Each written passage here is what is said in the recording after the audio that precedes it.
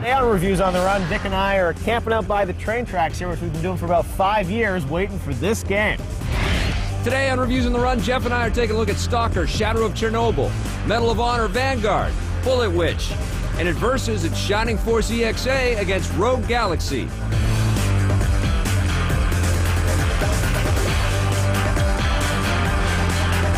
Some of the games we look at on Reviews on the Run are intended for a mature audience. Please pay attention to each game's ESRB rating. All right, without further ado, we're finally reviewing Stalker, Shadow of Chernobyl. We've been talking about this game. I think we previewed it on EP 5 or 6 times. It was, I think I first saw this game in like 2001 or something like Crazy. that. It was actually a demo at GDC. Yeah. These guys were showing off the NVIDIA booth. That's right, I remember that. GSC GameWorks. Yeah. And they got this deal with THQ for this sort of epic game. And they, this is not a linear level-by-level first-person shooter. I thought it was going to be Duke Nukem Forever for a while there, man. I really did. I never knew if we could see this thing. But, believe it or not, it finally came out. And there are actually a lot of innovative ideas in this game. It's, sort of a role-playing game meets an action game, sort of an open-world first-person shooter, which we've never really seen before. No. And it kind of borrows a little bit from the Half-Life 2 vibe a little bit. Absolutely, the look and feel of it. It's very menacing, very foreboding. It takes place a few years after the second Chernobyl accident, so there's mutants and zombies and all kinds of really weird apparitions floating around and rabid animals that you have to face. And pretty much a wide open landscape, and you're kind of left to your own devices to figure out what the hell is going on. It's a little more sim-like, because you can only carry a certain number of weapons based on weight, so it's not like you have this, always in your inventory. Arsenal. Exactly. It's sort of like an adventure game there. I love the idea that it's not structured and linear like certain action games where it's like you go into you turn a corner after quarter. Yeah, you turn a corner and there are like 6 enemies that you have to beat. That's not what happens. You have all these. There's sort of a whole ecology to the environment. It's visually, it's pretty impressive as well. You It's see good. the shrubbery is blowing in the wind. It's good. It's certainly nowhere near as what we've seen for a game like Crisis or something like that. Gears of War. Gears of War. Yeah. But it's not state of the art anymore. It was when it was announced 5 years ago. But actually, it holds up pretty well. It doesn't feel like a game from back in 2001. Part of that too, I think, is the way that the guns all handle and stuff. It's very realistic looking. There's a really good lighting engine within the game. It's gritty. And it isn't just like you just spray and pray and all kinds of people drop. You actually have to have some control, and you've got to be some strategy too. The storytelling isn't very good in it. That's one thing that I didn't like very much. I think it's good if I can understand what the hell people are saying. It feels a little bit like all over the place. Yeah. This one seems to be alive. What a lucky guy. At least death would have saved him from the dreams. A lot of it's coming in kind of textual information because you're reading stuff on your PDA and you're finding stuff and things will pop up and it's like, okay, what did I just miss there? And then you read something else and... It's not, we talked about Half-Life 2 and that's what it looks like it, but the storytelling in Half-Life 2 compared to something like this, there really is no Half-Life comparison. 2 is still the high bar. It is the best that I think you can find in games still, which is amazing even years later. Multiplayer is pretty formulaic. I don't think there's really rocking the boat too much in this. Yeah, again, it's like this is a game where I think it feels to me like they did multiplayer because they wanted to have that checkbox because every first-person shooter has to have multiplayer. Yes, they do, but it's nothing that I would say that you want to buy the game to play. No. In the single-player game, even though the storytelling isn't that great, I think at least it's innovative. It almost gave me a little bit of a vibe of like Oblivion with a handgun. It's not quite as robust as Oblivion, but that's what's fun is to have these machine guns and whatnot in this environment and be open world meets action. So I appreciate what they tried to do with it. Me too. What are you going to give Oblivion, Shadow of Chernobyl? Stalker, I'm going to give a 7.5. A 7.5, I'm going to give it an 8. On the positive side, you get a wide open vista to explore. The weapons handling is very realistic and very fun. Although the story in the game is convoluted, the ambience certainly isn't. It's terrific. But best of all, we're just glad that THQ and GSC finally got this thing out. Congratulations, guys. On the negative side, the storyline is not very good and the characters are hard to understand. It's cool there's a broad environment and that's great for when there's action, but other times it's kind of boring to walk around with not much to do. And finally, while there is multiplayer, as Vic mentioned, it's not that innovative. Hey, I've been playing Burnout Dominator on my PSP and I've been enjoying it, but I'm missing a couple things here. Noticeably absent, crash mode. It wasn't in the PS2 version of the game either, and it's It's not here either. What EA UK and Criterion were focusing on this time was going back to the roots of Burnout and giving you lots and lots of different sort of Burnout rewards. So basically keeping your finger on the boost button for as long as you possibly can and chaining together combos of burnouts. So if you go drive down the wrong side of the road for too long, you're gaining all kinds of boost power. You know, if you come very close to hitting somebody, you gain all kinds of boost power. And then once you've sort of maxed it out, just hold that thing down and do all kinds of drifting and all kinds of dodging and weaving and try to stay alive for as long as you can. I mean, it's a decent PSP game. I just miss my old Burnout. I just miss my Burnout Revenge. Looking forward to seeing where they take Burnout on the PSP once we get to Burnout 5 for later on this year. But until then, this is still a pretty fun game to take on the road with you. I'm giving Burnout Dominator 7.5 out of 10. Well, from an innovative shooter to a very traditional one, only on an innovative system, we're talking about Medal of Honor Vanguard next. Hopefully it's better than Red Steel. If you at some point in your life owned a Sega Genesis, Sonic's Ultimate Genesis Collection will probably hold a lot of nostalgic value for you. This compilation features 40 Genesis games as well as 9 unlockable Sega Master System or arcade titles.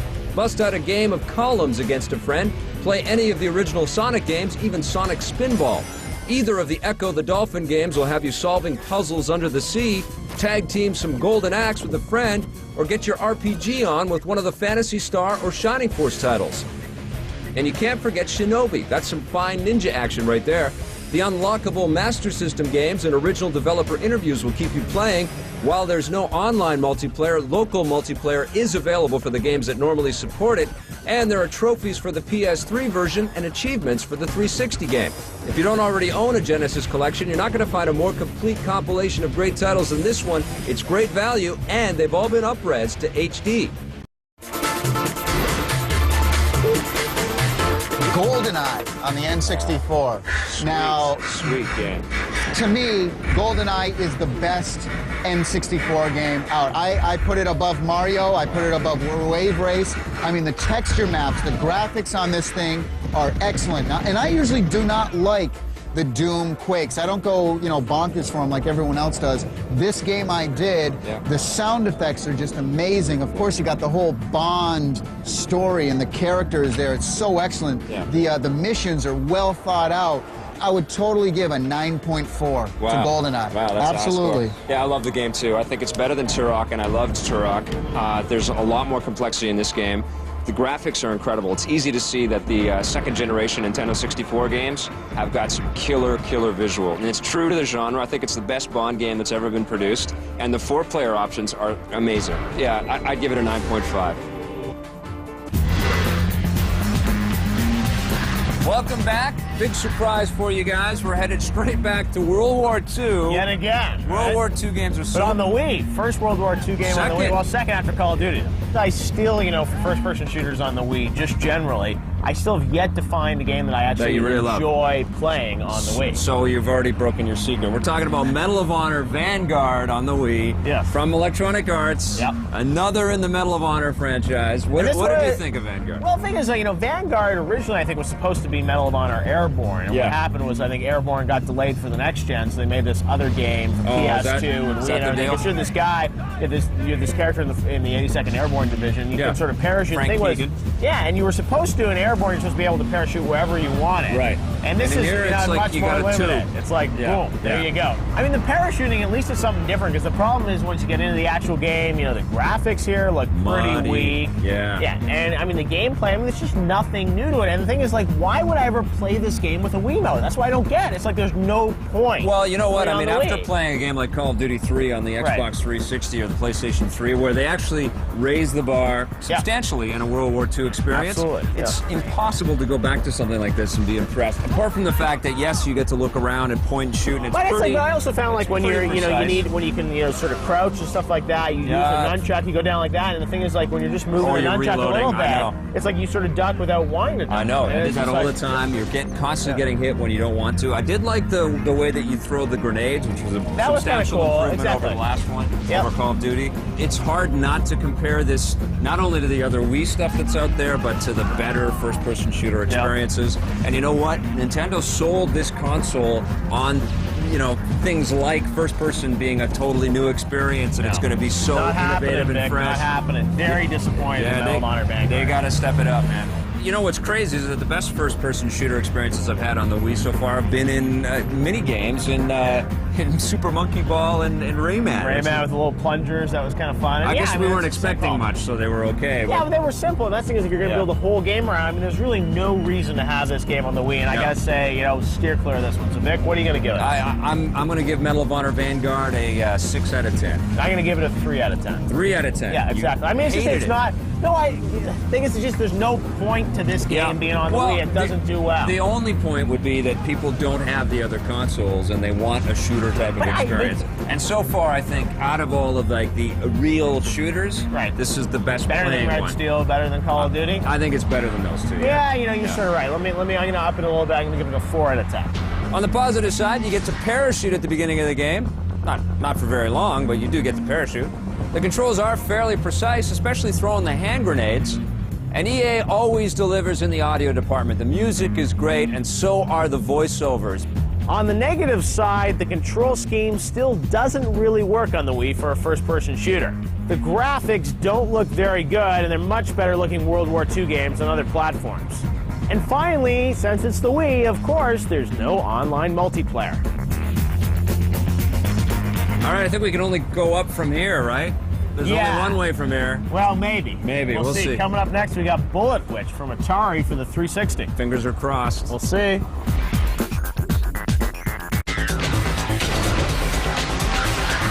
You know what they say about the DS? You can't have too many puzzle games. Here's another one. It's Honeycomb Beat from Konami, and it's actually pretty cool. You're tapping on a bunch of honeycombs, just like the name sounds. You're changing tiles and flipping colors and stuff like that. You're trying to basically erase a whole bunch of tiles and you know, combine colors. And it's like every puzzle type experience out there. You get the right color and stuff disappears, that kind of thing.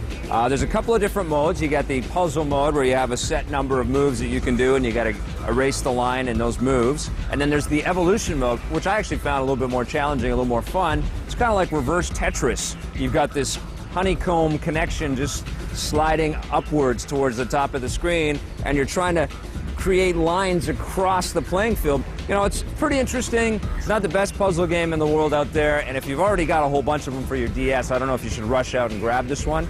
But if you're a puzzle fanatic, you might want to check this out. I'm giving Honeycomb Beat 7 out of 10.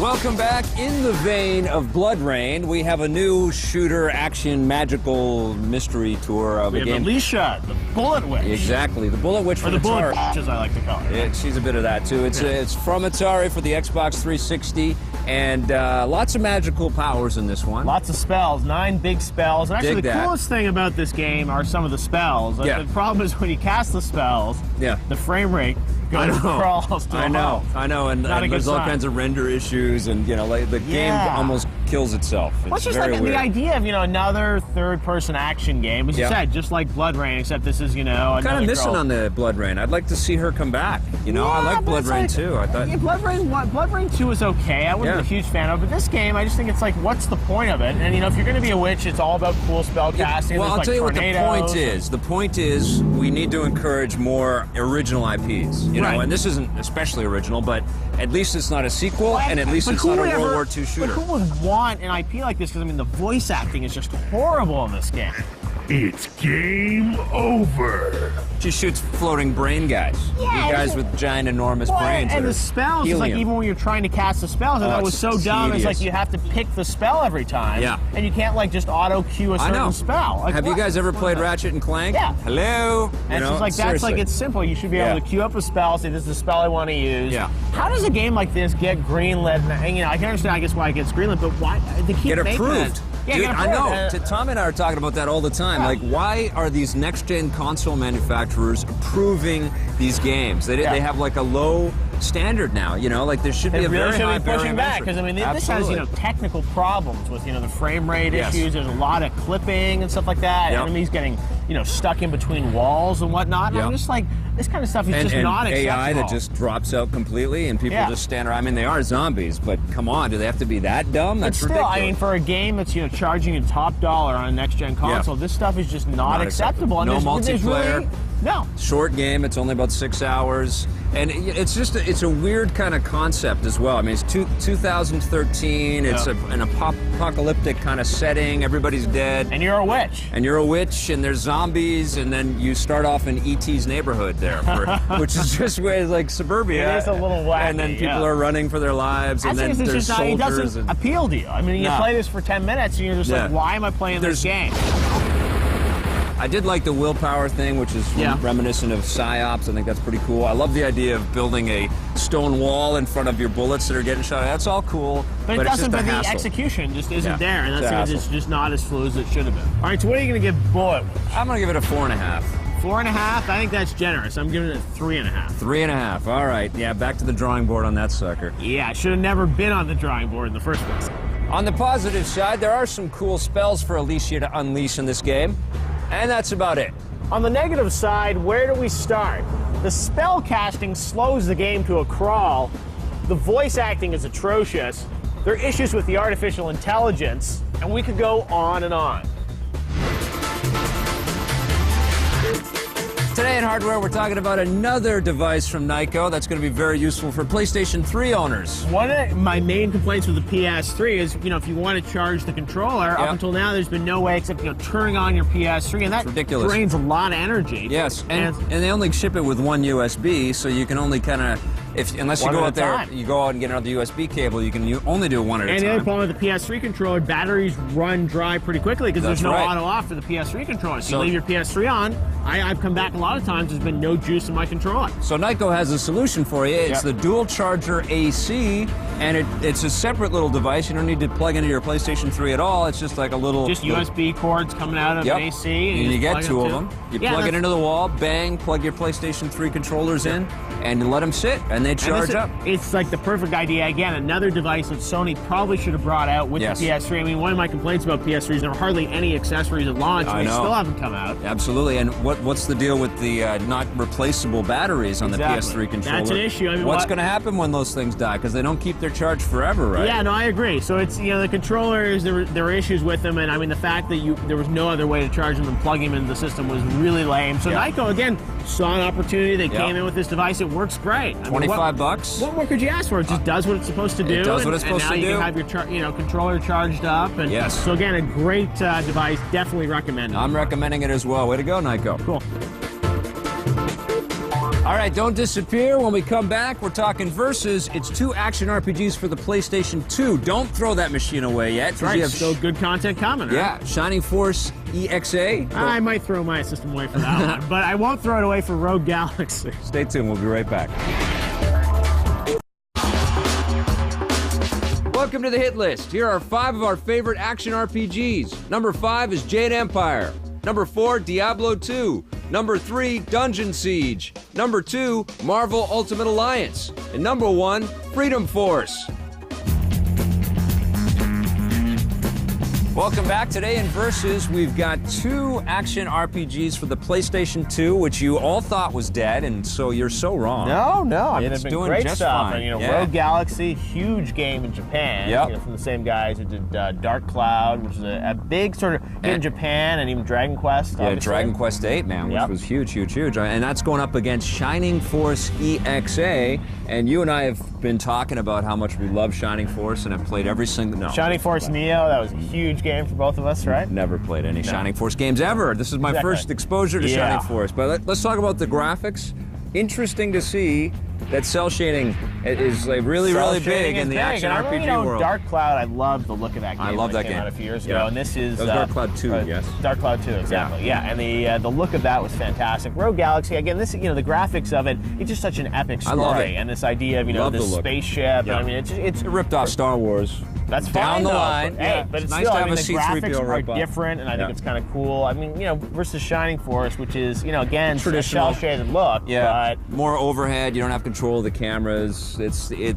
Visually, it's okay. It's cool. I mean, they've got some pretty nice anime kind of cutscenes. yeah, but nowhere near, I think, the variety of Rogue Galaxy No. or the polish of the graphics. Of No, Rogue no. Galaxy. It's almost like they're flaunting it, isn't it? Yeah, It's absolutely. like we are much better than you guys. But they are, and that's the Yeah. thing is, like, for an action RPG, you want a lot of different environments. Yep. You want kind of a cool look. And I mean, Rogue Galaxy, you just look at it. It's like another one of those PlayStation 2 games you look at it and say, hey, it doesn't look dated. Whereas No. Shining Force to me feels a little dated. Yeah, it when you feels a play. little bit creaky, doesn't Right, it? So absolutely. hands down, I think Graphics, Rogue Galaxy, absolutely. Audio. Audio, again, I'd have to give this one to Rogue Galaxy, Yeah? I think. I mean, the voices, that's the whole problem with a lot of these action voices RPGs. of Shining Force are punishing. Yeah, and that's the thing is, but all these Yeah. action RPGs from Japan, I mean, that's one of the big problems, like how Yes. is the voice acting going to be? Shining Yeah. Force voice acting is terrible. I Yes, think it the is. Rogue Galaxy, it's not great in Rogue Galaxy, but it's still, there are a lot of different voices, a lot of different characters, Yeah. and they're characters, so Yes. they're meant to have sort of unique different voices. And there are a lot of characters in Shining Force as well, but I think Right. the main problem is the main character, Toma, Yeah. is you just want to kill him. I'm sorry, you just Toma want and to his take sword, him out. right? Yeah. Looking for his sword, and there's the other, Yeah, there's he's the whiny girl as brat. well. Yeah, that's, Cyril, yeah. Cyril, yeah. She's that was okay. She's all right. Yeah, but again, it's like I think the whole, it's just you don't care about the characters. Yeah. At least Rogue Galaxy, you sort of. I you like see- Jaster. Well, the thing is, Yeah, you he's see all the right. parallel to Star Wars, and you sort of recognize Yeah. all these characters. It's The kind of fun to Scottish- say, like, the here's the Scottish guy. robot, Yeah. exactly, and all this stuff, and you sort of see here's the C-3PO, and here's who's R2-D2, And all the space pirates are pretty colorful and fun Exactly. as well. I hate teaming up with small fries. Never expected Desert Claw to be such a youngster. I don't think either one is, state of the art. It's not the best audio I've ever But you don't heard. expect that from sort of a Japanese action RPG, I think, and Rogue Galaxy actually impressed me that it was as good as it was. Yes, it was. All right, now what do you think in terms of gameplay? We are talking about two hack and slash role-playing Right. games. It's not a turn-based deal at all. No, I think what's kind of cool about Rogue Galaxy is it's sort of, you sort of see the map and you can kind of go into the battle. So Yeah. that's the idea that you don't necessarily there's no break where it sort of No. goes right into the game and it's sort of very Things fluid. do pop out of thin air, though, a little Right. bit in Rogue Galaxy, whereas in Shining Force, you actually see the enemies that you're going to attack. But the problem in Shining Force is that it's very linear. Everything is very much driven forward all Yeah. the time. There isn't really any room on the map. There's invisible walls. You can't change the camera angles at all. So you can literally just press the hit button, and it's like X, X, X, X, X. Well, or- that's the thing, it's a button masher, Yeah. and that's the thing is, especially when you don't care about the story, the graphics aren't that great, and the sound's annoying. It's sort of like the gameplay really would have to be phenomenal or do something revolutionary And I innovative. didn't hate it. And they should have made like- the combat a lot more exciting. I mean, they really should have just gone the God of War extra mile and given you more That's the thing combos is, and cooler things You to look do. at God of War and the way it does action combat Yeah. compared to these games. I I know. mean, even like Rogue Galaxy, I mean, it's fine, and I Yes. think you sort of care about the story, but God cool of War. weapons in Rogue Galaxy. Yeah, Rogue Galaxy is just a much better game from the gameplay perspective. No God of War. No, certainly not doesn't God of even War. enter the ring.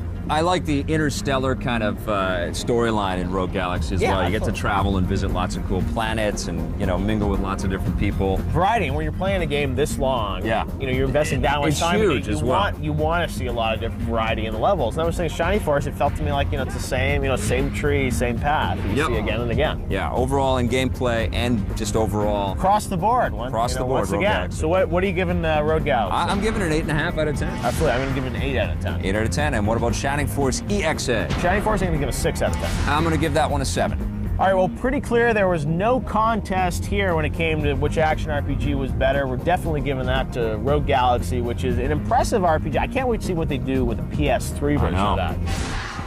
Today on the show, Jeff and I took a look at Stalker's Shadow of Chernobyl. Great ambience of this creepy shooter, but it gets pretty boring just walking around the huge environments waiting for something to happen. Medal of Honor Vanguard. Good audio presentation and the controls are fairly precise, but the visuals are pretty lame compared to other World War II shooters out there, and there's no online multiplayer. Bullet Witch. Some of the spells are pretty cool, but the frame rate, enemy AI, and the controls kill the fun.